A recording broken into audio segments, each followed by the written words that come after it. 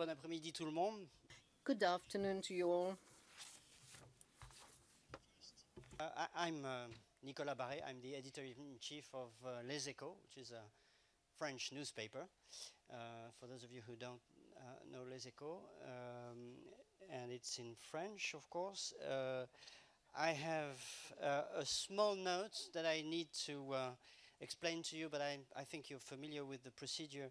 You can ask questions using a smartphone and going on the web on app.wisembly.com and you use the keyword OECD Pink in one word, OECD Pink, to access the platform, or you can also send questions with the hashtag OECD Pink as well, or by SMS, and you have, I think, a small note here on the chairs.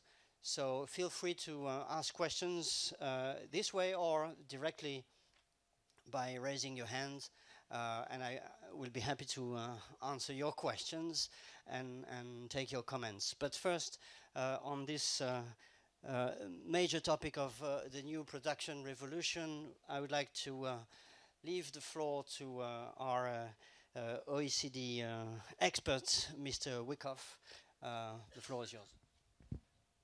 Thank you very much.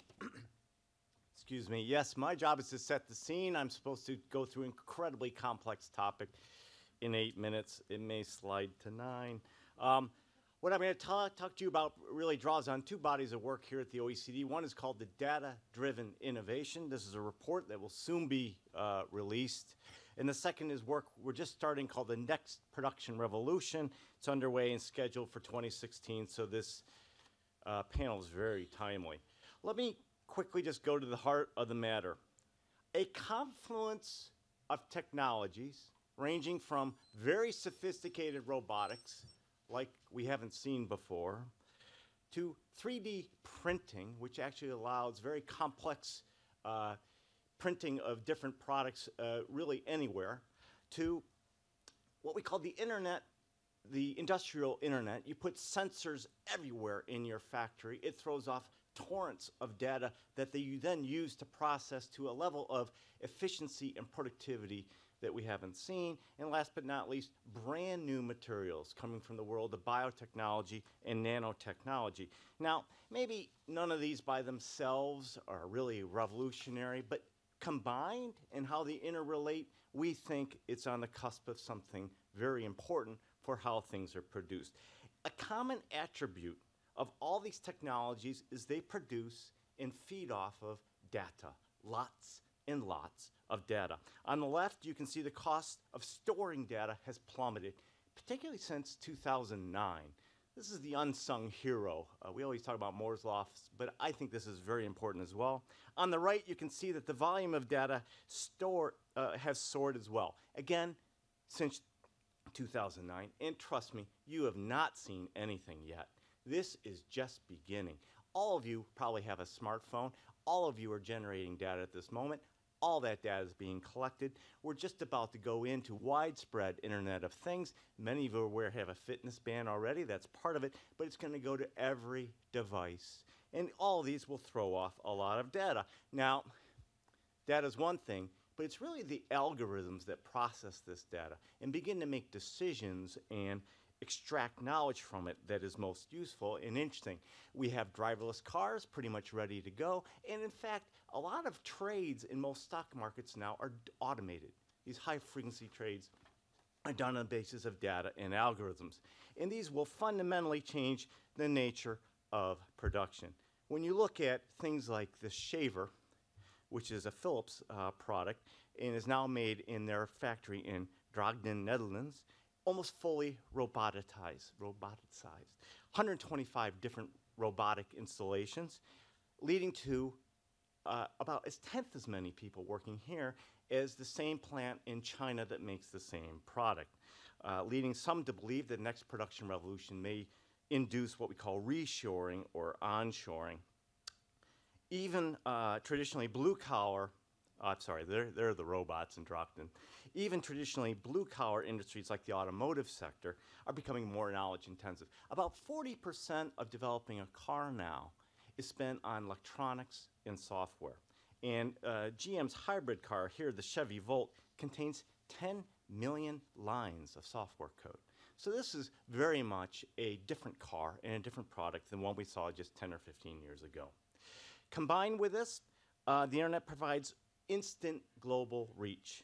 A new business model is beginning to evolve around this, very data-intensive firms, those of which can quickly scale, where value is increasingly derived from intangibles like R&D, intellectual property, software, and data. And I'm just showing you two examples of two firms here.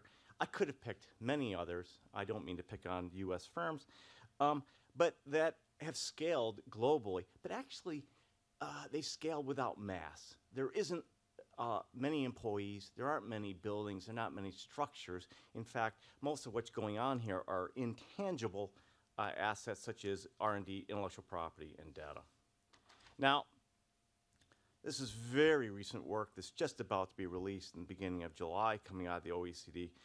We talk of supercharged new methods of production. Now, this is at odds with the conventional productivity statistics. And that's the black line in these two figures, one side being manufacturing, the other being services, which are actually very weak. But in this new work, we've looked underneath these averages at individual firms, and we actually see those firms at the global frontier, their productivity is rather robust. In fact, for services to have 5% productivity growth per annum is almost unheard of. And I have this intuition, the report doesn't get into it, I have this intuition that perhaps these are firms like Philips or Google who get it and who have mastered the interplay of innovation with global value chains and have supercharged this with clever use of ICT. Now, let me draw a few policy issues that hopefully the panel will begin to address. First, I think we need to rethink what constitutes infrastructure in the 21st century. We still fixate on roads and bridges and ports, but the new era will be about spectrum needed to connect all the networks with all the sensors, broadband, it's got to haul all that data around, something called IP addresses, Internet Protocol addresses, that are need to identify each device on these networks so they can be properly orchestrated. Each of these devices will generate huge amounts of data, which in itself becomes infrastructure. The data is what we can build on for new industries and new products and social welfare. Now,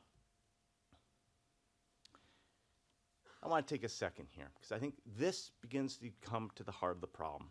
A second key policy issue is that countries, individuals, and organizations need to reflect where they are on the open-closed data continuum. And where do they want to position themselves?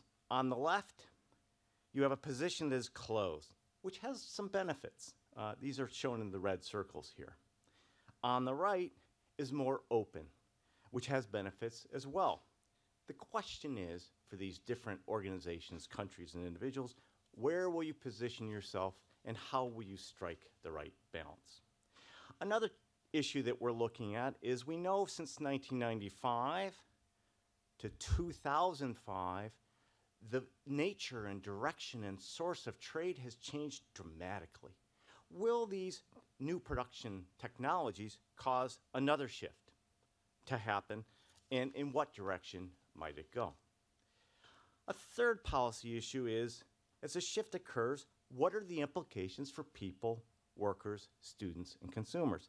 Our PAC database that assesses adults' skills informs us that 2/3 of adults lack the basic skills for the digital age. How will we upgrade the skills of millions?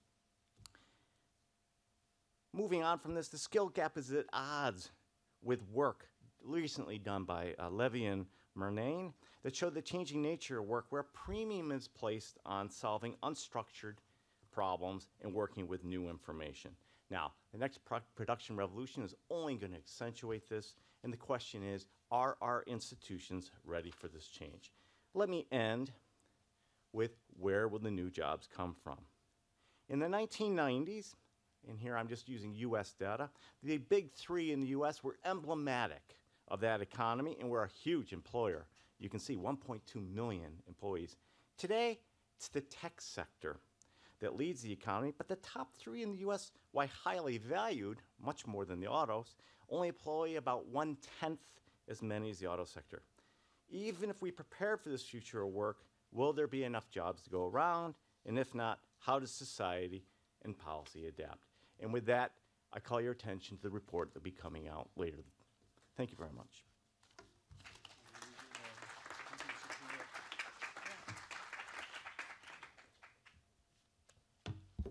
Well, thank you very much. That's fascinating, and I think many of our panelists will have interesting things to say on what you said, especially at the end.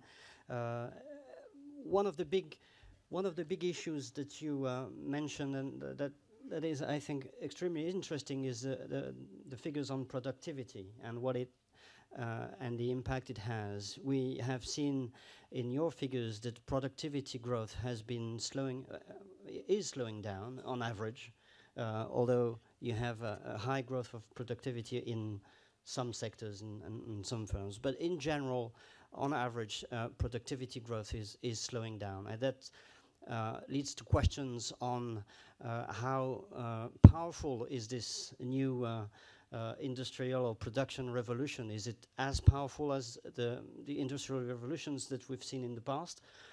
Or is it less powerful? And in that case, and if it's the case, then what it means in terms of job creation? Will it lead to, in fact, less job creation in the future? Or are we in the middle of a real revolution where we will have a net impact, a net positive impact on jobs? So I think that's one set of questions that we can address today, but there are many other issues. Maybe on this particular point, maybe Philip Jennings, who would like to start talk first. Philip Jennings, I'm the General Secretary of Uni Global Union. We have members in 150 countries, almost 1,000 unions around the world, the bulk of them situated, some in the old but very much in the new economy. First of all, this is trade union business, and around the planet we are working on our digital manifestos for the future. When we ask about our approach, I'm reminded of a holidaymaker that was lost in the Republic of Ireland, and he stopped a local and said, "How do I get to this next village?" And he said to you, "Well, if I was you, sir, I wouldn't start from here."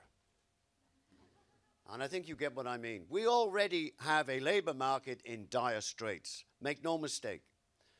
We have 200 million unemployed, 30 million more people unemployed as a result of the crisis, and a jobs gap currently of 60 million. We have to create 600 million jobs by 2030. By some calculations, 1.8 billion, principally in the so-called emerging economies by 2050. We have at the same time in this labor market rampant inequality, dysfunction inequality, and it's something which the OECD has put its finger on. And finally, you know, we talk about this, we're in the pink room, everything looks rosy. You think of the robotic factory and clean and healthy factories. Not the case. A worker loses his life every 14 seconds because of barbaric, sweatshop, unhealthy, unsafe working conditions. We have an awful long way to go in this world to ensure that that virtuous world of a healthy and safe workplace is in order. We were very much behind the Bangladesh Accord to try and bring ethical supply chains and a legally binding agreement and so forth, so we know what we're talking about. Now, should we be worried? Of course we should be. Are we still in business? Of course we will be, because work is still central to our political, economic, social, community and individual lives. However, when we look at the analysis is startling, it's terrifying, but at the same time, it doesn't freeze us in terms of what our reaction should be. Most would seem to suggest that automation will cost up to 50% of jobs have the potential to be automated.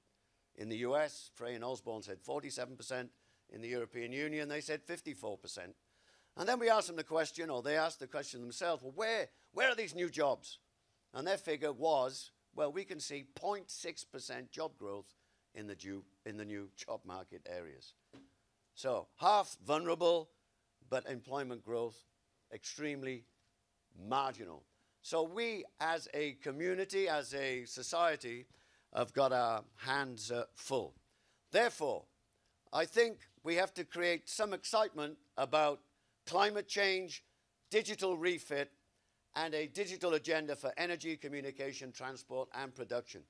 And we can't get the numbers. We hear references to millions of jobs could be created. Europe, we have an infrastructure challenge. If we meet it, we will need skilled jobs. We feel that perhaps I'm being too rosy-eyed about this. This will require physical, manual labor to put this infrastructure, to put the sensors, to put the new highways into place. So that's one piece. We have to lift the labor market share, whether it's through collective bargaining, of course, or minimum wage. We have to lift the wage share in the wealth produced. Otherwise, we're not going to get that buzz of excitement to create investment opportunities and consumption. We are doing a rotten job on active labor market policies. Rotten. Failure. We are spending 1% of GNP in the OECD on OECD. In real terms, it's exactly the same as before the crisis. So what are governments and politicians saying to their people? You are on your own. Therefore, active labor market policies have to get as much attention as the financial markets do in Les Echos and the Financial Times. And we have to somehow get this financialization process and their rotten criteria off the agenda. Active labor market policies. A new sense of responsibility from business. We know about e-entrepreneurs and self-employment and so forth. There still has to be some responsibility. Don't play with this. Don't massage responsibility away that if you're an employer, you have employer responsibilities. We know there are different types of arrangements in place, but don't create fictive self-employment and call a cleaner or a security guard an e-entrepreneur when you're trying to escape social obligations. So there needs to be a sense of responsibility, a social safety net to be adapted. Social protection will be key. We already have a violent, we have an unstable financial environment. Throughout working people's lives, they're going to need help. And if you ask people to take risks, then, you know, if you're a trapeze artist, there's not many of them say, can you cut the safety net, please? We're going to need something which will equip people with skills that if they take the risk, if they develop the app and all the rest of it, then there needs to be some help for them. I would say we need to look at taxation and the payment of taxation and fiscal policies which help and encourage employment in the sense of taking tax off the workers' back and to ensure that the business community pays its fair shares and the wealthy as well. I don't know what we're going to do about these robots. I don't know. Whoever owns them is going to be the new wealth owner. I mean, you know, do I adopt a robot? Or does the tax authority adopt a robot and say, well, when there was a worker here, he used to pay actually 30% of his salary in taxes and social insurance. So do the tax authorities adopt a robot? I'm not sure, but we have to think about in these directions. Finally, there's still going to be some form of labor market governance. What I find with the app world is, wow, we have this new desert that we can work with. But there's going to have to be some rules about health, about working time, about privacy, about pay determination. It's going to need labor market institutions which are adaptable, which are ready, which are problem solving, which puts trade unions back into the heart of the solution. And finally, my final point would be as well, is that the millennials and this generation will not accept master-servant relationships at the workplace. They will be demanding in terms of the ethics of the business, in terms of the responsibility of the business, and that they will want a voice at the workplace. So in as much as these sensors are going to democratize economic life, we're going to have millennials who will want to democratize much of business and corporate life. And my final point, because I would make is, what is the OECD and you going to say when these robots can think for themselves, act for themselves, make judgments by themselves, and suddenly decide that the human race is a problem for climate change. Thank you. Well, well, thank you for the free publicity for Les Echos. You know, one thing I'm pretty sure of is that no robot will ever replace someone like you. So, so thank you, Philip. Maybe Jacques van der Broek, you could respond to what has just been said on. I mean, do we have to be worried? Yeah, if I respond to this, then of course the time of the session is over. So maybe I try to bring it back into a bit more, with all due respect, practical terms. On the one hand, there's a skills mismatch. On the other hand, also, by the way, demographics, certainly in Europe, Japan and the more mature economies play in our favor. So there's a horror scenario where you have a demand of a lot of people, and the people you do have can't find the jobs you have or cannot do the jobs you have. There's also a more, again, rosy picture, is where you bring to Europe, in this case, the people that you need. And I do think there are a few solutions here. If you look at Europe, and this being the OECD, let's concentrate on Europe. I think that's already quite a geography. There's demand. And 3% of people in STEM jobs, so these are the people that can do science, technology, engineering, and mathematics. These are the people that can do these jobs. 3% of people in these jobs comes from outside of Europe. 16% in the US come from outside the US. So when we talk immigration, I think Europe needs to adopt a European and far more positive solution and strategy to immigration. We need to be a welcoming place for people for these jobs, and therefore we will have growth, we'll have jobs, from outside of the European Union, but they're going to work here, so that's good.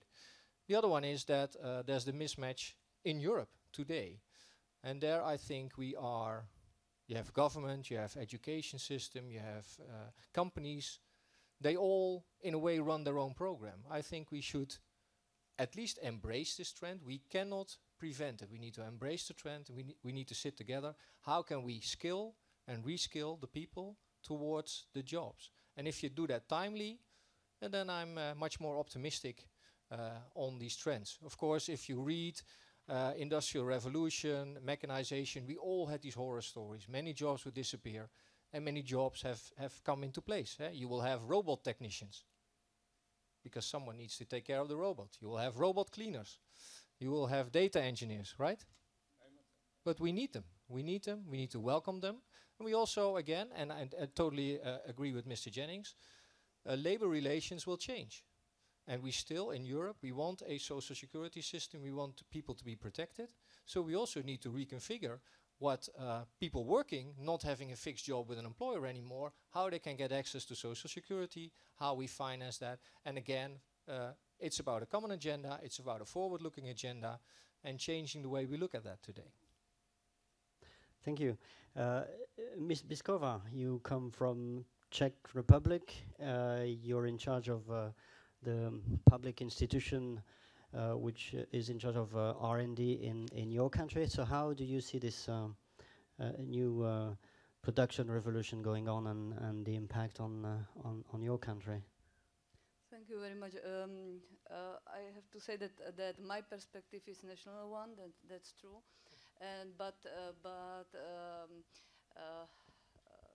I start with our agency. As it was said, I work for Technological Agency of the Czech Republic. It is state body supporting research and development, applied research and development, and we see the changes. I am deeply convinced that a new production revolution started, will be much more quick, much more, the quickest in the whole history, that it is our near future.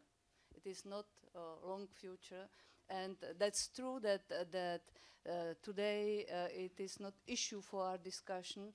For example, analysis and research of Google to use data, how to use data, how to connect it. And I am not convinced that we will not have robots with some intelligence very similar to human ones, and that it is not so far future. But I don't know if it is this next revolution is good for Europe or for for global world or for other countries outside Europe. And if there are only positives or also some threats, I think that there are a lot of threats. One of them is how we, different nations with different languages, how we are able to work together when production chains are changing and also production places are changing. Because it is very important for the Czech Republic, for example, because our GDP is based on industry. We are one of the most industrialized country in Europe, maybe in the whole world. We have strong manufacturing sector, but we are not end producer of products. We are one or two steps to end products. And now, when we will have other way of production, everything we can have on the same place, not in Europe, everywhere in the whole world, and everything will be produced on the same place because everybody will have 3D printers. It is not problem. It will not be problem in quite short time. So who is a receiver of positives of this situation? Other threat, energy flows. We don't imagine. Maybe we are able now because it is changing in last several years. Energy flows are changing. It is something else done 10 years ago. And for example, Energy Agency says who is loser and who is winners of new situation. Europe and Japan are losers. Others are winners. And together with this new production revolution, it is another threat for us, for people in Europe. And the last one, we discuss about new production revolution in peaceful world. But it will be peaceful or no? I'm from country with the highest support of nuclear energy in Europe. We are on the first place there. Not only European countries, not only we in the Czech Republic, but a lot of countries has their own nuclear power station. And what and how will be changed during a new production revolution? So I see a lot of threats, but I think that this revolution is going. It doesn't depend on us. It will be in a short time. And our institutions really are not prepared for that. A lot of administration inside the European Union, also in the Czech Republic, is also threat of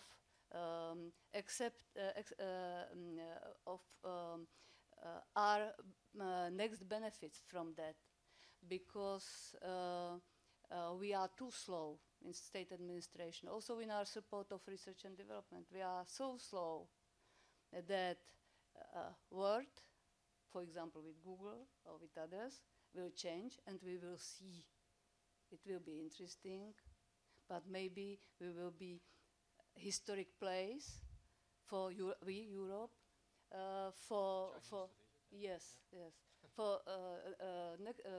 plan of our government for next year is 1 million Chinese tourists. In the Czech Republic, we have very nice historic buildings, historic cities, but we understand that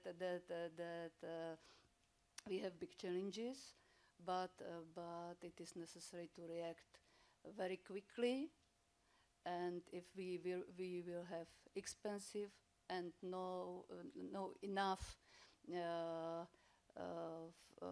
flexible working forces, we can talk a lot about our rules, about our rights, social rights, but future will be not in Europe.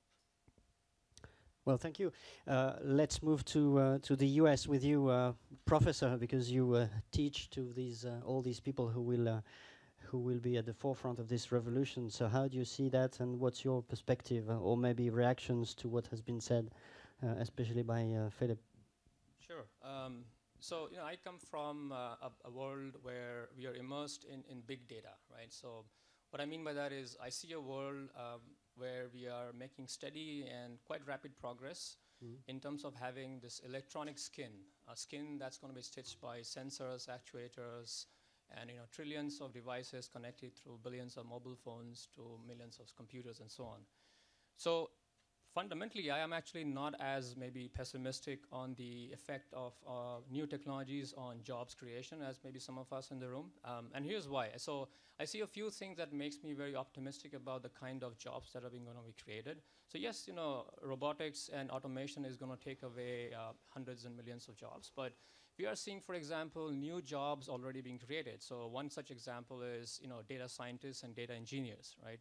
So if you think about the curriculum of universities and engineering schools, for hundreds of years, we've talked about, let's say, mechanical engineering and chemical engineering and production engineering. So yes, some of those disciplines will go away, but they're going to be replaced by, engineers who are going to be learning about data. They're going to be replaced by people who will be comfortable handling hundreds and thousands of gigabytes of data and having statistical modeling, econometric modeling done on them. And there's ample evidence that there is actually a non-trivial supply-demand gap here. In other words, companies, institutions, NGOs, the federal government needs people who are comfortable with these skills, but they can't find them. So I actually see a net sort of positive benefit to people. I think what is really important is to make certain segments of the society aware of this transition. What I see now happening is that so the upper class and the upper middle class is aware of this transition, and they are sort of coaching and guiding their children to take appropriate steps to have these skills. But what we have to do is actually take this further down so that the next time the person who's flipping burgers in McDonald's because he had an engineering degree and he couldn't get a job, he or she can now go back and think about, what, maybe I should pursue another degree that's going to give me these skills, or another set of programs, a vocational training program that gives me these skills. So that awareness in inclusiveness in certain segments of society needs to be done, and that's where policymakers and lawmakers and many of you in the panel have to play an important role. But I do definitely see a huge number of jobs being created in that one field. Okay, so that's one aspect of the whole Internet of Things. The other aspect is when you have data is not just an asset. Data can be a liability, which means that you actually need people trained in cybersecurity, for example, right? You're going to have, I definitely see a world where hundreds of thousands of jobs will be required to protect all of this data. Okay, robots can't protect it. So robots cannot interpret data, at least not in the next 20 to 30 years. They're going to be very smart in doing structured jobs, but any job that requires them to be unstructured, creative, intuitive, and interpret, they can do it. So that's one aspect. Then think about another segment. Every institution, businesses, government, NGOs, we are all moving in the world from PCs to mobile, which means everybody would need a presence in the mobile space, which means now we're going to have hundreds of thousands of jobs in mobile application developers, right? So what I see is, I guess what the point I'm making is, yes, automation and new technologies will take many jobs away, but I also see data scientists, cybersecurity professionals, mobile app developers, et cetera, coming up. And I also see other ways in which technologies is going to make certain segments of society feel more included. So think about this new emerging phenomena called, many of you have heard of, is crowdfunding, right? So the idea that of one particular aspect of crowdfunding that we have seen being implemented slowly but steadily in the UK and in the US is equity crowdfunding. The idea that if I want to look for the next Apple and the next Google and the next Facebook, I don't have to be amongst the most elite financially or socially and in bed with venture capitalist angels. I can be just a regular person, propose an idea where the rest of the world who sees merit in my idea pitches in with resources and funds. So now we are talking about not just the top 0.01% of the society, we're talking about at least the next 10% of the society being able to have an equity or a stake in a startup and look for the next Google or an Apple. So again, the internet is making these possibilities. Think about open innovation. So yes, many jobs are being taken away, but it also is internet platforms are letting new jobs being created through crowdsourcing platforms, through open innovation platforms.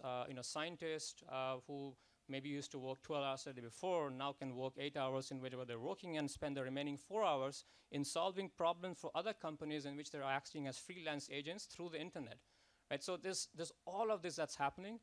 So I guess I'm probably a lot more bullish on the net effects of technology and automation, and we'll just have to wait and see. Thank you. Mrs. Schack, you're from the Netherlands, you're a member of the European Parliament. Do you also have this more optimistic view on this industrial revolution? Yes, I always prefer to look at opportunities, but we should be realistic about the challenges. And for me, it creates much more of a sense of urgency than a sense of concern about all kinds of dooms. And so I just wanted to zoom in back again on the role of governments. There's, I think, two schools of thought also in Europe, whether governments can create jobs or whether the private sector does. And I think especially in ICT, we see that startups and companies are the ones creating the jobs. And I wanted to share some of my thoughts on what I think the role of government is in this rapidly changing world with the technological revolution. Because even though a lot has changed, the core responsibilities of governments have not. And they have to act in the public interest. And I think it's important with so much disruption and change that where necessary, we fill a legislative vacuum with smart policies, updated policies, and ensure that private actors, which are dominating this technological field, are not the new sovereigns that are acting without any accountability, any checks and balances, and are not bound by what I would call democratic values that I cherish deeply, and I think we have to look at how they can be implemented in this changing world. And I do think that to facilitate job creation, governments should also remove unnecessary barriers where they exist. So it is both upholding principles and removing unnecessary barriers where they exist. And for me, the thinking about job creation is also very focused on what kind of jobs. So the quality of jobs, not only the quantity of jobs. I think that that is very important, and I think we should not act out of fear, but embrace the disruption of new technologies. It's inevitable, so we might as well ride the wave. And I'm also very encouraged by what we see in the sharing economy and the kinds of new solutions that people find, increasing their quality of life in different ways than just in terms of the level of their salary, for example. And so, when we think about policies that have to be made, we have to take into consideration the rapid developments of technologies, the inevitably more slow development of democratic decision-making. And therefore, I wanted to highlight a few ingredients that I think should inform regulation. Then we can talk further, I think, about what this would mean concretely. But it's crucial in the first place that trust is brought back into the digital economy, trust of users, trust in the security of systems, trust that fundamental rights of people are going to be protected, that competition is fair, and that consumer rights are also considered in a new environment. Governments should also think about how openness, I prefer to stay on the open side of your spectrum, is created through ensuring there is interoperability between systems, and that, for example, there is a level playing field and that net neutrality underpins the open internet so that innovation can take place, and incumbents, so existing companies with a head start, are not favored directly or indirectly over these startups that create jobs, and that create innovation. And unfortunately, currently in Europe, we do have a situation without net neutrality where innovation is stifled and consumer rights are not respected. We have to think about access. I think it's very important that we bridge the digital divide, that we look into digital literacy, and that we think about, in a much more future-oriented way, the transition that is needed, the skills that are going to be needed in the future, and how we're going to make sure that our education system and our reskilling of people matches this. At a time where Europe faces unprecedented youth unemployment, we have around 1 million job openings for ICT-skilled people that are unfilled because of a mismatch between people's education and the places where there are jobs. I think that's unacceptable and that should be solved. And there are many more things we can do to ensure that we create the skills for the jobs of the future. But it requires fundamental choices. We are facing a situation where 40% of the European budget is going to agricultural subsidies, not to the knowledge economy, not to the economy of the future. And I think that that is unacceptable. And in some ways, that is exemplary of the, I think, having the way in which many governments have one leg in an old world and one leg in a new world, and they would all like to see this step forward, but it will require political leadership, and that is lacking right now. A few brief words about governance. The technological revolution does actually challenge the traditional role of governments. I mentioned the fact that when it comes to the digital economy, when it comes to the internet economy, it is mostly private actors that play a role. When it comes to security, cybersecurity, again, governments increasingly rely, also for national security and securing of critical infrastructure, on private actors. And we have to look at ultimate responsibility, liability issues, and there are many unanswered questions there. It's a huge challenge when we're dealing with a hyper-connected global ecosystem in the digital economy or in the internet system. And we're dealing with laws that are still based on jurisdiction, based largely in national territories. And this tension, I think, will play out increasingly in a number of questions that we will face over the next couple of years. And so, concluding, for me, it is logical that we look on the EU level, so beyond the national level, at some solutions. I think a lot of the plans that are presented by the European Commission on, for example, digital single market are a step in the right direction.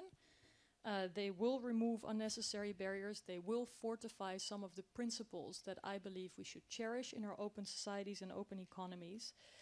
But they will require political leadership to succeed. And too often I see fear-driven hesitation. I see a tendency towards protectionism as a perceived medicine against innovations and the disruption that they may bring. And I think that we should not fear the developments of new technologies, but we should be very smart and ambitious and fast about implementing measures and frameworks that will safeguard the principles that we believe in while allowing for growth and innovation and empowering people to shape their own lives. Well, thank you. I'm sure some of you have questions or comments, or so don't hesitate and raise your hand. On peut aussi poser des questions en français, il n'y a aucun problème. You can also ask questions in French, so please feel free.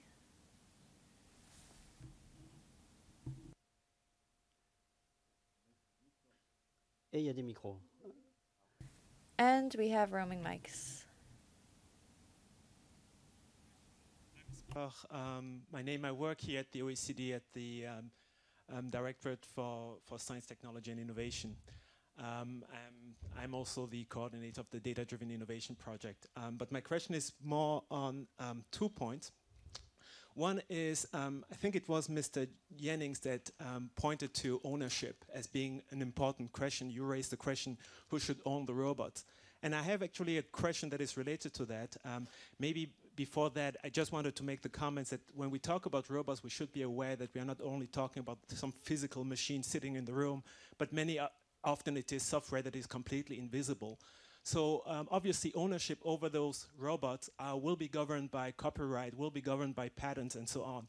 And so my question here is, do you think that this is something where we should be rethinking whether to modernize those ownership, intellectual property regimes? And my second question is, some authors like Brynjolfsson and McAfee in their book on Race Against the Machine, and later on I think the New Machine Age, refer to the problem of rethinking how income is being redistributed, and they point to some instruments such as basic income or negative tax income. Do you think that this should be, or that OECD or policymakers should think about those kind of new policy instruments? Thank you very much. Interesting. Who would like to take that?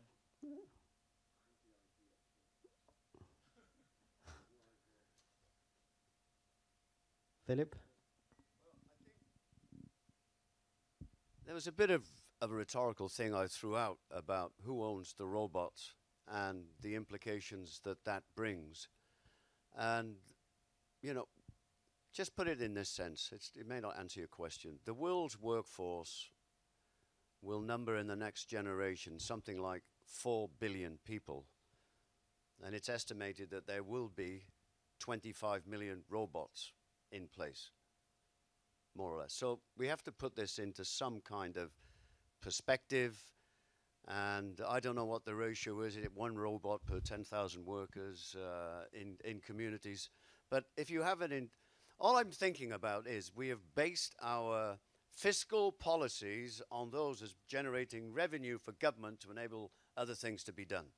So there's license for cars, license for televisions. I don't know what other licenses are out there, but there has to be some thinking about the displacement of income in this regard, and that we will require fiscal policy at a time when jobs will be at a premium. Should we penalize because the tax rates are so heavy on working people? And there's been such a shift from you know, to give a break to the business community and those at the top. I mean, we just have to recognize this. I don't think I'm being, you know, politically opportunistic here. It's a fact of life, and your own OECD has brought attention to this. So this question, I think, is real.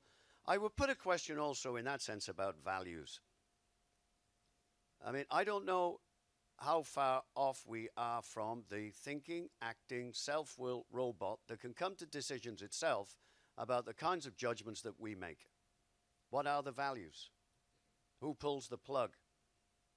And I think it's something that this is what the OECD would be extraordinarily good at.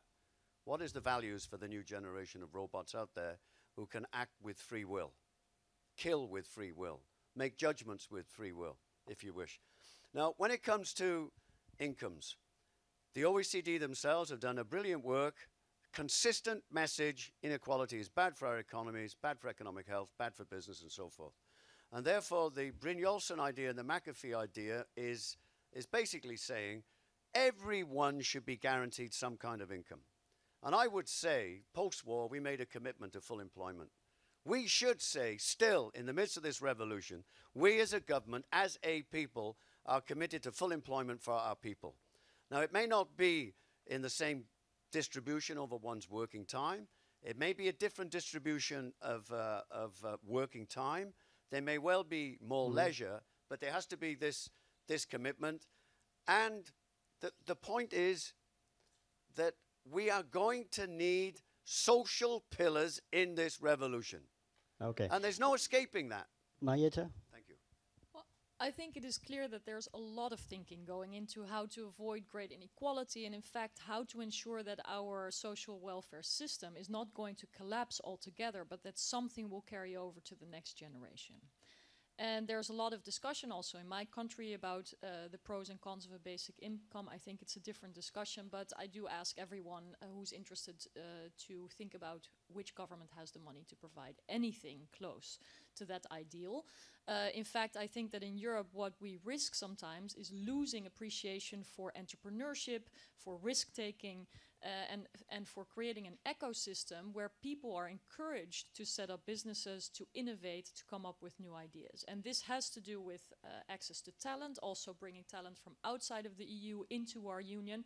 The idea that every outsider is in one way or another a threat, or is going to hold up his or her hand, or is what is in Dutch called a luck seeker, I think is a poison in our debates and has to stop. We need talents, we need immigrants, and we have to have a forward-looking approach to this. That's one piece of the puzzle. Access to capital is the exact same. It's a challenge for Europe. It's a difficulty for startups and businesses. And again, these are the people creating jobs at the moment. Now, should we aspire to job creation at any price? No, I tried to outline some of the principles, some of the challenges we have with liabilities of systems in one way or another, and it doesn't involve a full-fledged self-operating, self-teaching robot to face these challenges.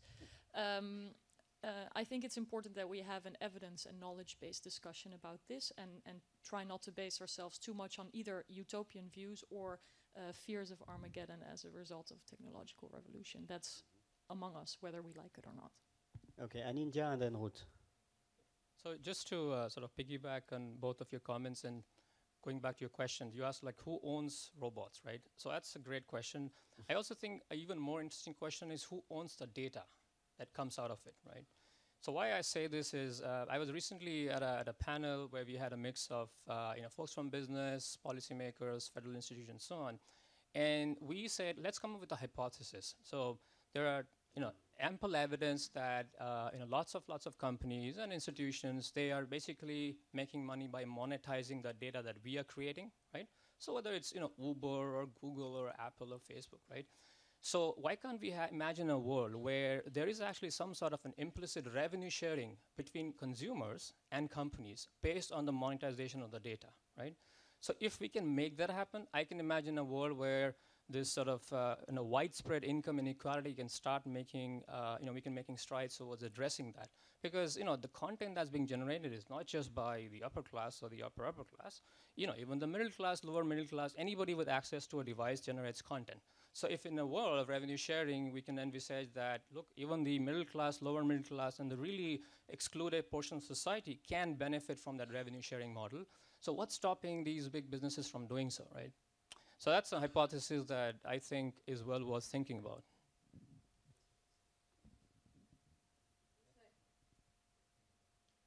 Maybe also, you already talked about timing. I try to run a company and I don't make a 30-year plan. But I make a plan. And the plan is 3 to 5 years out. And we're a bit stuck. We don't have a plan currently for Europe. And let's not lose ourselves into robots that do all sorts of things. I think both are wrong. Let's make a 3 to 5 year plan. If we have 1 million jobs out there and 1 million unemployed, let's get that working. If we want Europe to be a very welcoming place, and we want 500 relatively affluent consumers to sort of be a vibrant economy, let's change what's in our way. And that's very concrete, and that is tomorrow. And you call that leadership, and I totally agree. By the way, not just politicians, but also much more private-public partnerships. There's huge differences in countries where organizations such as us play a role together with government in redefining jobs, redefining training. Many European countries, that's not yet the case. So create an agenda, pretty concrete, let's go there, let's worry about the robots later. Yes, I wanted to say the same about big data, because that's true that it is not simple to find the bridge between today's situation and tomorrow, but tomorrow and the end of this week. And from my point of view, new production revolution is about end of this week, not so long, not end of next month. It is next week, next Saturday or Sunday, I think, and it is quite difficult to find the right way how to be in good situation at the end of this week, because I think that it is very relevant question: who is owner of robots? Because on one side, it seems that a new production revolution brings us a lot of freedom, because it is decentralized, internetized, using everything and produce everything via internet. but who produce software and who produce 3D printers maybe, but especially who is owner of data and robots. And maybe that we are in situation, I'm sorry for this word, but maybe we are in situation when Big Brother is near to us, because only from projects we support in the Czech Republic, we are quite flexible in IT sector, quite successful in a global context. We see how situation is changing from year to year, and what people are able to find, to create. It is fantastic, and this computerization and possibilities given by internet are so big that I think that we are not able to see the end.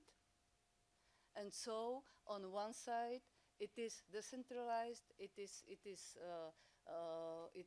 bigger freedom for us, but on the other side, maybe it is not so. Sorry. Okay. I have several very interesting questions here. There's one, where is it? Yeah, maybe that's for the European Parliament, I don't know. What are the main barriers to technology and digitalization to be removed by governments? Does anyone have?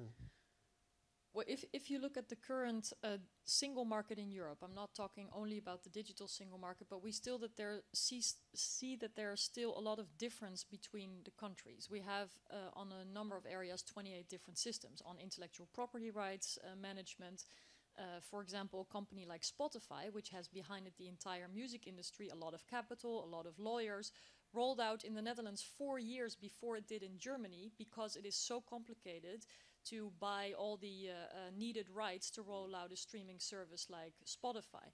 Now imagine if it takes 4 years for Spotify, how difficult it would be for an innovative startup without a team of lawyers, etc. It's not without reason that we see too many European startups leaving Europe and going to the United States, because it is easier to get capital and easier to scale. So easier to go from a small good idea to reaching a large audience. And so the thinking behind removing unnecessary barriers is to make that level playing field bigger, make that market bigger.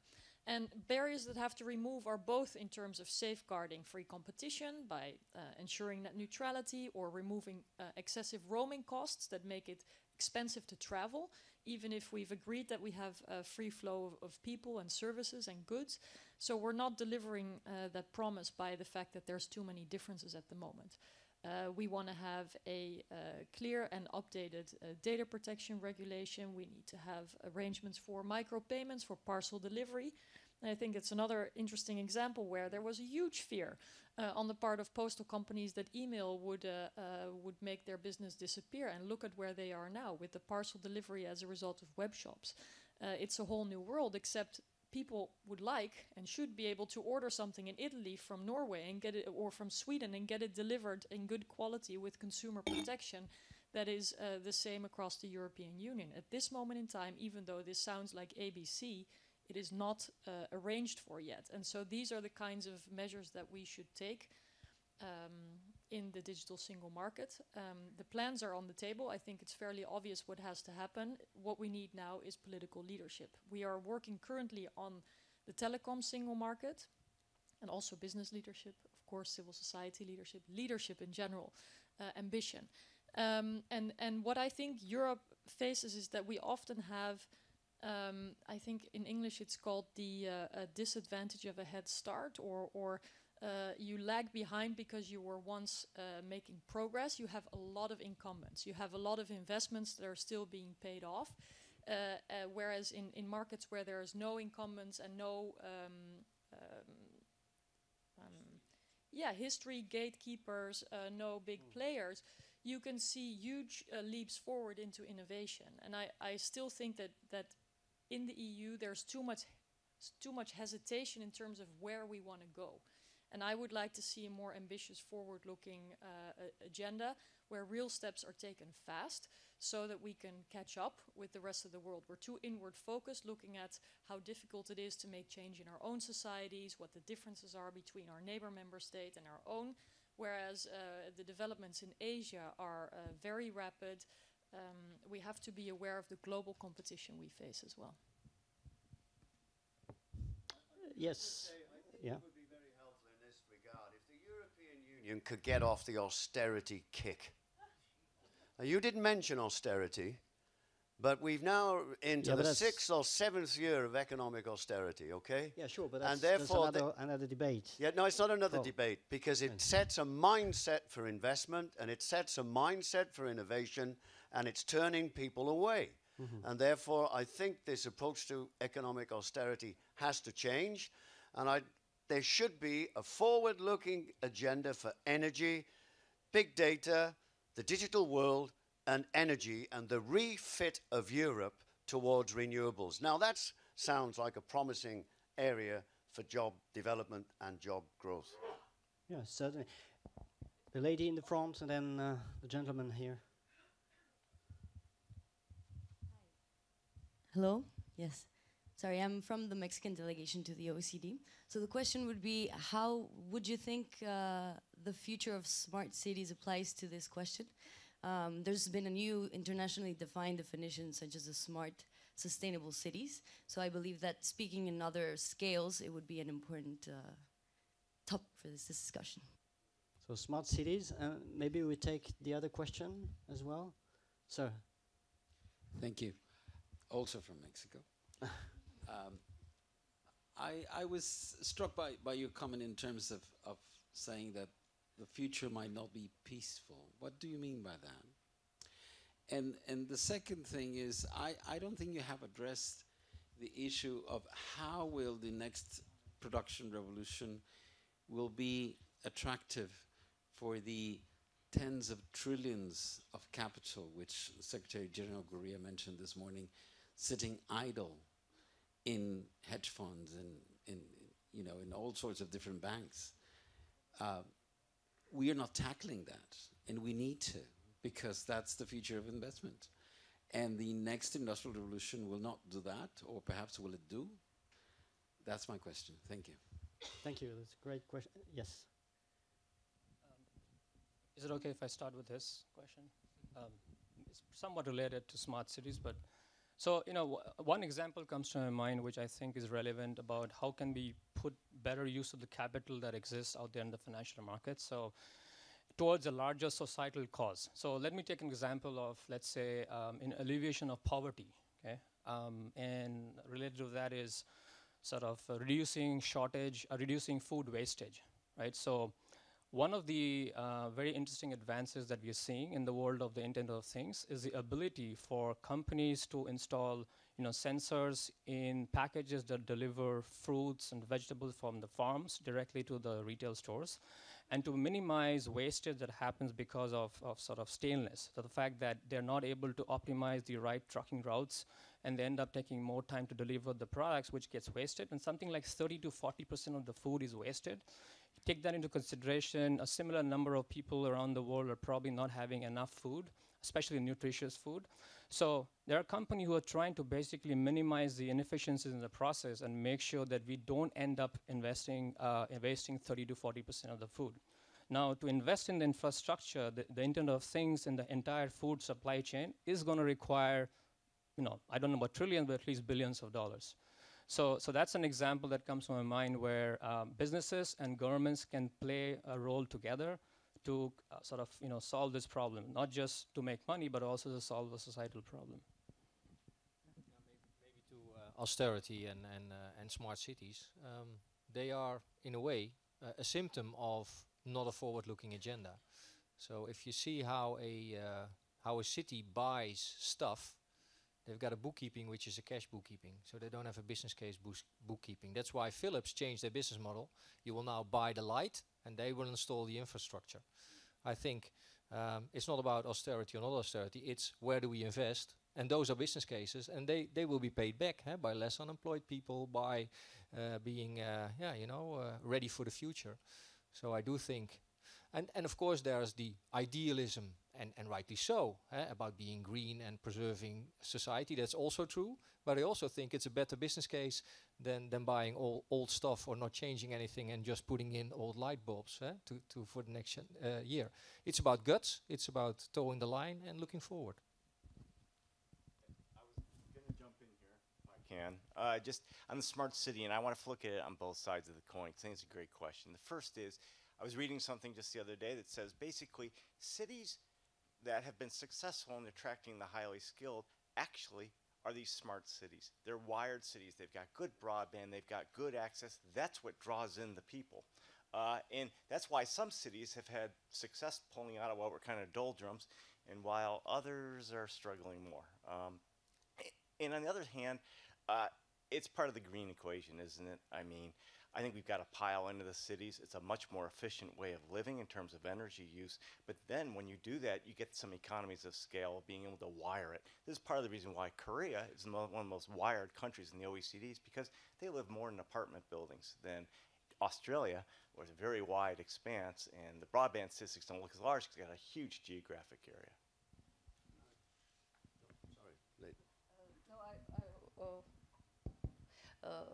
Only to smart cities. I think that it is very smart and good concept.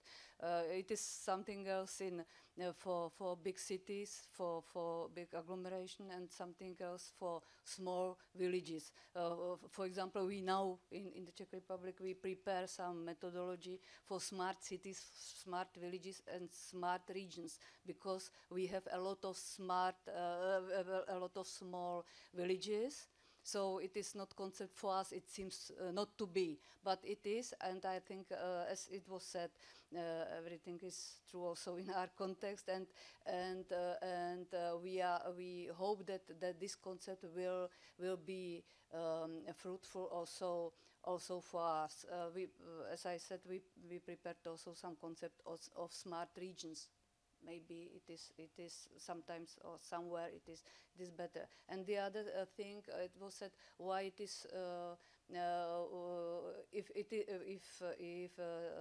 this revolution is in peaceful world or no. I'm only afraid that I know that next world will not be centralized one. But also it is not possible to control by governments everything by society, because everything is decentralized, and so you are able also in somewhere, I don't know where, outside of society, you are able to have solar panel, and maybe it would be very efficient. But with this decentralized source of energy on 3D printer, you can print your weapon. And so this is the threat, I think. Perhaps, oh, sorry.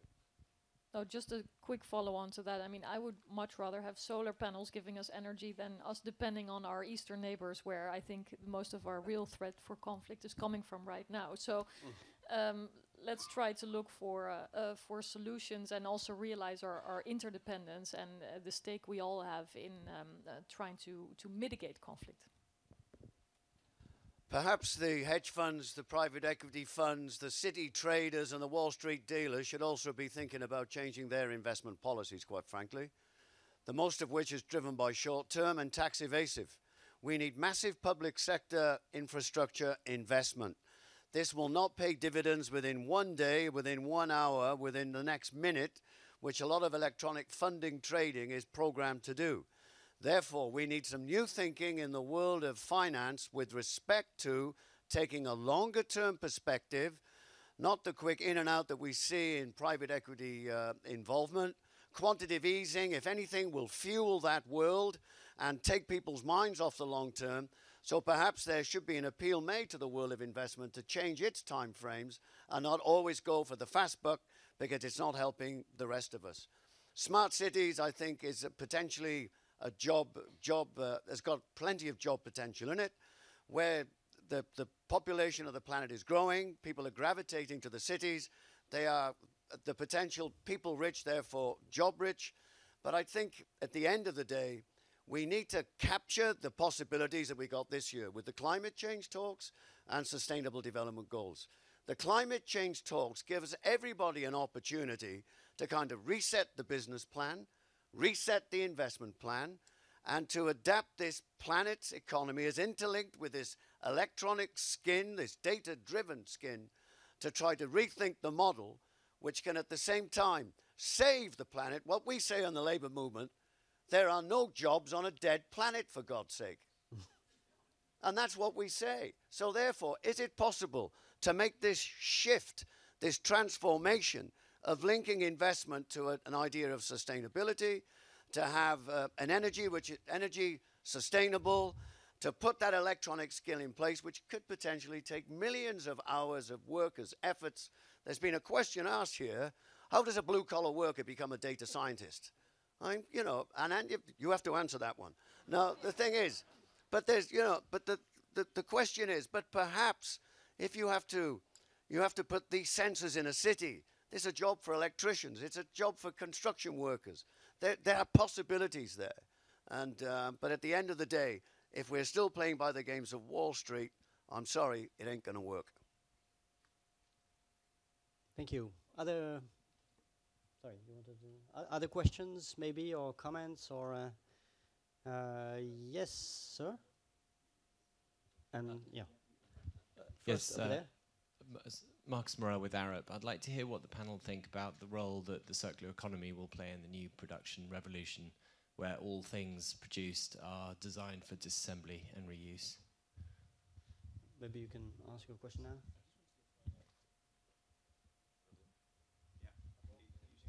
Hello. Just wanted to find out, how do we expect to have growth in the economy without the financial markets, when governments can't finance new development and new economies and new jobs and new whatever? It requires the financial markets and the traders and the whatever to generate money, invest in new companies, in new technologies, in order to create employment and also to help the unions manage jobs within society. So without the financial markets, who's going to do that job? Okay, so circular economy. Can I take a stab at his question? So I'll start and then you guys can jump in. So what I think, how I think the new digital production revolution is going to help is by providing more access. So what I mean by that is, you know, for hundreds of generations, people have had to buy assets in order to be able to consume them. But what we are seeing now is they don't need to buy assets anymore. They can rent or lease. A consequence of the shift from buying to renting is that you're actually now able to address parts of the society who probably never were able to own an asset. So this is actually a slow but a steady way towards addressing this whole inequality gap, because people in the bottom of the pyramid don't need to buy assets anymore. Okay, so whether it's cars or bicycles or homes or whatnot. So, and this is happening because of the new digital revolution, because of the infrastructure provided by the internet, because of frictionless content access through devices and so on. So I think it's really a net benefit to the society. I just wanted to address your question a little bit, because I don't accept the premise, actually. I think governments have to invest, and it's really this partnership. And when I look back, particularly at the IT sector, there really hasn't been a breakthrough revolution that the government didn't have some involvement in. Back to the transistor, but also right up to the browser. Many people don't know the browser actually came from University of Illinois Argonne National Labs and the Mosaic. And a lot of e-commerce came out of Department of Defense and these things. And so I think that there's a relationship. You're right. Then you take it out of government, you take it to the commercial sector, and you need the finance. And that's where venture capitalism can come in, where you need to unlock this. And what worries me, and I very much kind of agree with Phil a little bit, I was looking at Moody numbers for the end of 2014, almost $2 trillion in cash kept by US companies, 40% of whom are tech companies. And my question is, wow, if these guys can't see the demand that I'm seeing, what's wrong here? I mean, why aren't they bringing it back? And part of it goes to Phil's point, this money's offshore from the United States. Tax rules in the United States are complex, they're global taxation, but they're also waiting for that holiday to bring them home. And so they're using their monies in ways that isn't as productive as we could. I'd also like to just echo what Marichetta has said about why are we subsidizing some of these other sectors to such a huge degree and using the budget in that direction, fossil fuels as well, instead of moving in the other direction. Just a small comment also related to smart cities. You wouldn't believe the amount of cities, regions, villages, national governments that aspire to be very smart but have the dumbest, and I'm trying to be diplomatic, ICT systems, and buying those, the millions that are spent on that, entirely inefficient systems that are failure after failure after failure. So governments are also buyers in this market, not only developers and investors and R&D encouraging actors.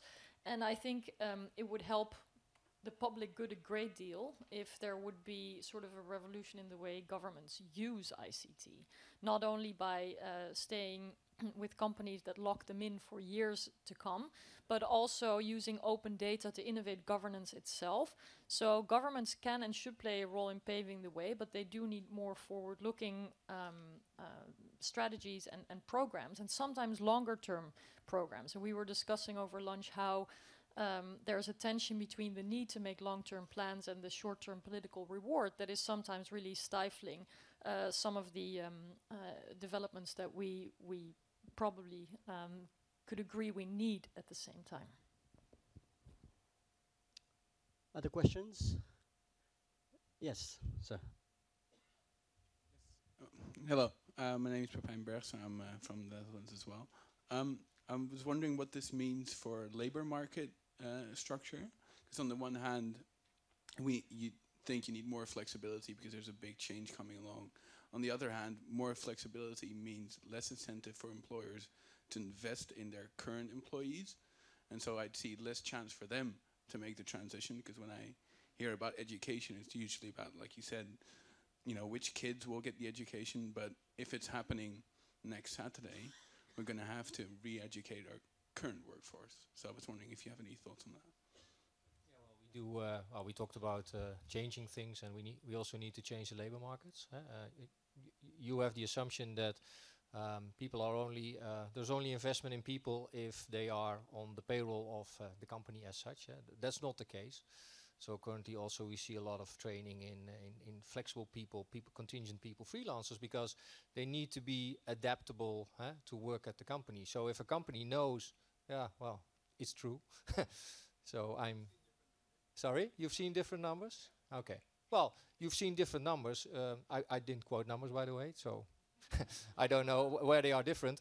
I'm just saying it's already there, but it's by far not good enough, because effectively hiring people and then investing, that's not enough, right? What you also see is that companies don't invest enough in their own staff to begin with, because at the same time there's this tripartite thing where you say, okay, also the employee, where am I going to be 5 years from now? So we work with companies to take a look at their whole workforce. Where are you going to be 5 years from now? You can wait and then you lay off these people, or you can retrain them. And also, I think there's also something we need to discuss with unions. What's going to be the demand? Is it going to be retraining, reskilling, or is it going to be 3% more salary? That's also a choice we need to make. So again, there's a lot of things that need to change, and there needs to be investments in all people if it's necessary, and there needs to be, again, social security, access to mortgages, that sort of thing. Yeah, I think it's an excellent point. We have lived through a very special period in economic history. And I'm sorry I don't buy the virtuous circle of financial markets. You have an awful lot to answer for the mess that was caused by the financial crisis in 2007 and 2008. 30 more million people out of work than would otherwise have been the case, and our labor markets are still struggling.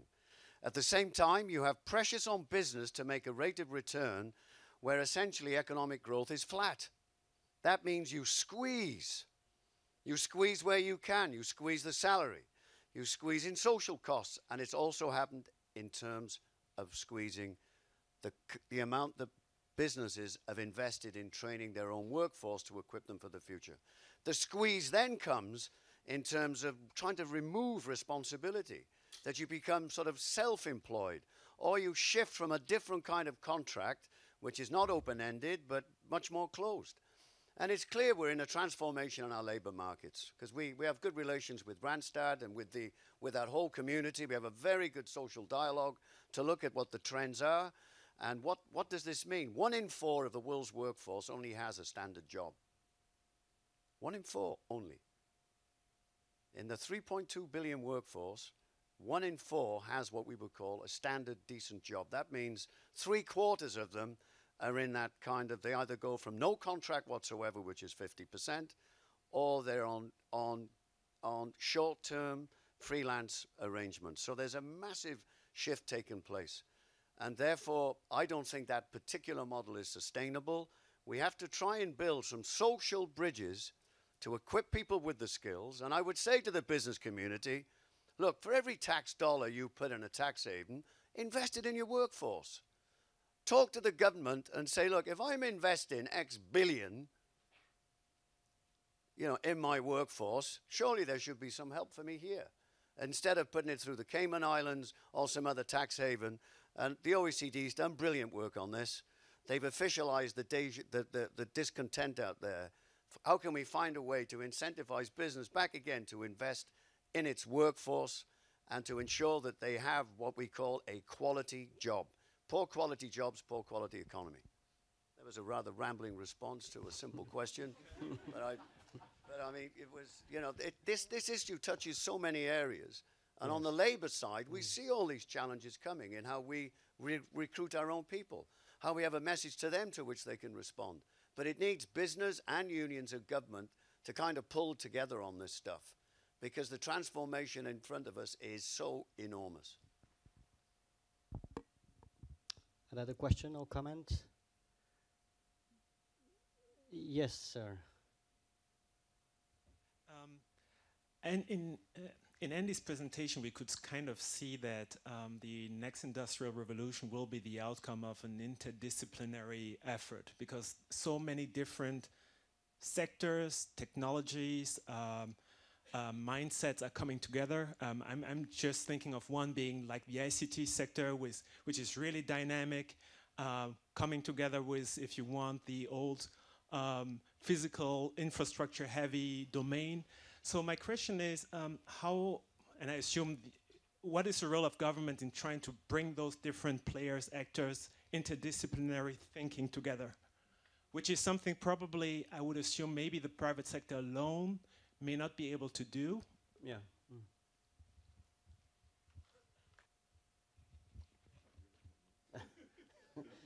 We're all looking at you.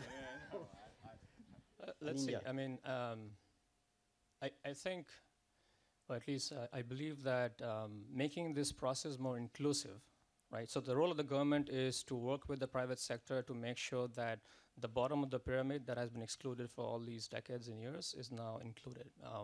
Whether that happens through grassroots innovation or any sort of other kind of innovation, that's it's going to vary by sector to sector.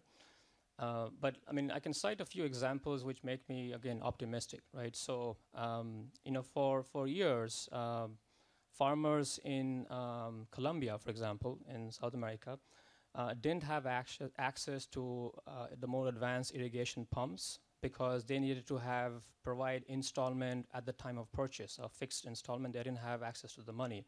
Now what we're seeing is, forget about fixed installment for money. We'll let them actually pay per use. Okay, so don't have to buy anything or don't have to rent. You just don't have to invest. You just pay per use. So there are many such examples that I can keep talking, which makes me think that those efforts where the government has in fact worked with the private sector, there is increasing evidence that we can have success case stories come out of it. Sure enough, incentives have to be aligned, but I don't think that's a difficult problem. So Christian unfortunately didn't write about this in his book, so I don't have a quick answer for you. But my feeling is that when you get two different fields together, what's really useful is a third field coming in that doesn't have the legacy of either of the other two. And we see this innovation in other areas. Some of the best medical innovations actually come from people who are dealing with a completely different field and look at the problem and say, oh, why don't they try it this way? And they aren't blinded by this previous thinking. I think the same could be true for your infrastructure and banks. When I talk to some of the banks, their biggest fear isn't other banks. It's a company like Google coming into their space, completely disrupting and seeing things from a completely different point of view than what they have in the past. Just a few thoughts. I mean, I think a lot of exciting innovations come from the private sector, but the public interest has to be safeguarded, and the profit models and the public interest don't overlap oftentimes, and so that's where governments have to set boundaries and rules for everybody.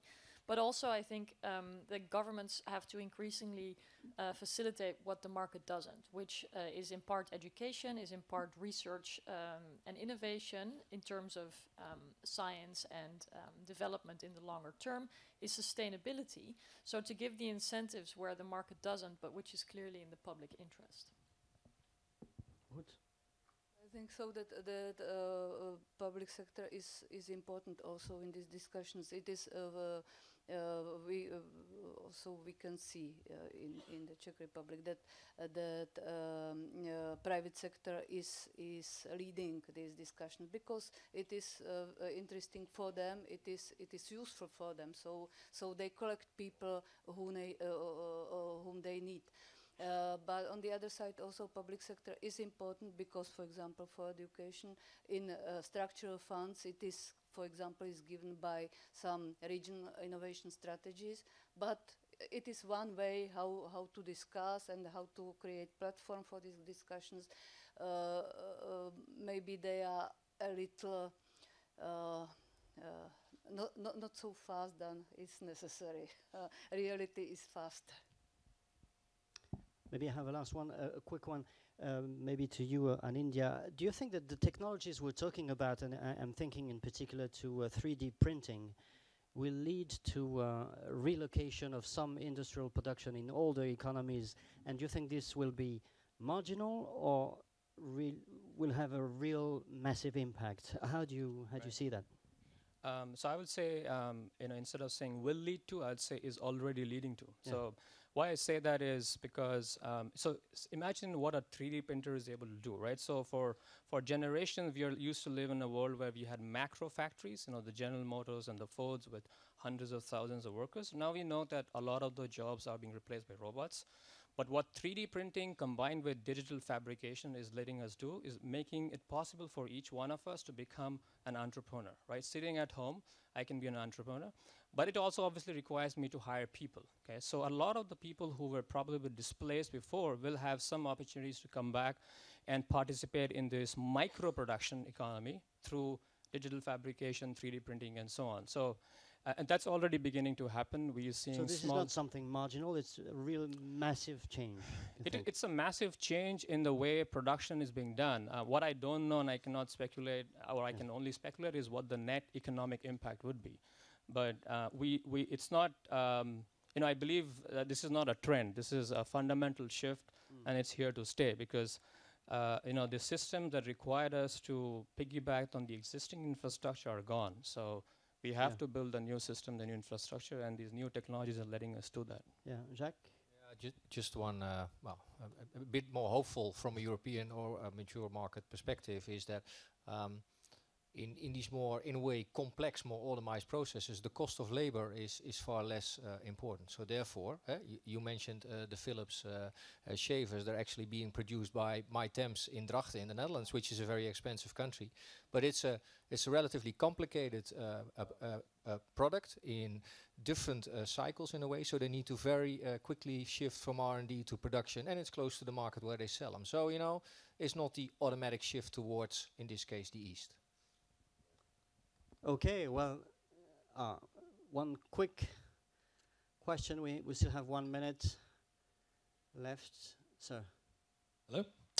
Hi, my question is, what one innovation are each of you most excited about that has the potential to create positive impact? So what new technology or design or process, what new innovation are you guys excited about that can make the world better, can make the labor market better, can resolve a lot of things we've been talking about today? I was in California last week, and they showed me a business model which is doctor on demand, doctor online. And I think this is an excellent way. The US is a very modern economy, but healthcare is not that great. And this makes healthcare very accessible, not just in the US, but also in rural area and poorer areas. So I was very excited about that one. On my iPhone, it says, cannot get mail, the connection to the server failed. So it's not such a glorious technological world after all. I think what it... yeah. Yeah, thank you. Thank you very much, yes. It only happened since you... this only happened since this panel started, so I must be upsetting someone somewhere. For me, technological application, health, cancer prevention, and cure. So I guess I would say drones. Why I say drones is not because I need my product I am ordered from Amazon right now. I can wait for 2 days. Why I'm excited about drones is because a big reason why we see companies like the Facebooks and the Googles and the Amazons also investing in drones is also sort of bridge the digital divide. They want to provide access to the internet to parts of the society and the parts of the world that don't have access to it. The drones are going to be acting as the satellites. So to me, this is the importance of drones is well beyond shipping and delivery. That's just for some of the privileged people who want instant gratification. I think the real benefit of drones is going to be providing bridging the digital divide. And these companies who often get flagged for various reasons, they also do a lot of good. So I'm very excited about drones. Any other ideas, Ruth? So the last one, maybe. Knowledge. Knowledge is the result of this innovation, because several years ago, when you wanted something to know, you have to go to books. Now you try only on Google to give one word and you know everything. Wikipedia, translation from language to language, but very important. I think that for future it is very important to have also translation language to language, because if we have only one language, the whole cultural world will be changed. But it is another problem. Not new, but perhaps revalued, and hopefully so, is encryption technology. It empowers individuals. It is very important to protect our own systems, our own data. So I think innovations there should be encouraged, not undermined, especially not by governments. Wanted to add something? Well, I'm only secretariat, so but yes, but you can have dreams. Which means I'm going to give two answers. One, one is I'm Ruta. I really MOOCs fascinates me. Massive open online courses and just democratizing education, again in many languages, and making it easy. I think that's really fundamental. And the second, and I have copyright on this, okay? Analog adventures is what I'm calling it. It's where you go completely off grid. You have none of this stuff, and you just enjoy the grass and the sun, and you talk to each other, and you concentrate for 2 hours or so on something very important. I think this is going to be a huge new market in the future. Okay, thank you very much. Thank you all. You've been wonderful. Merci beaucoup.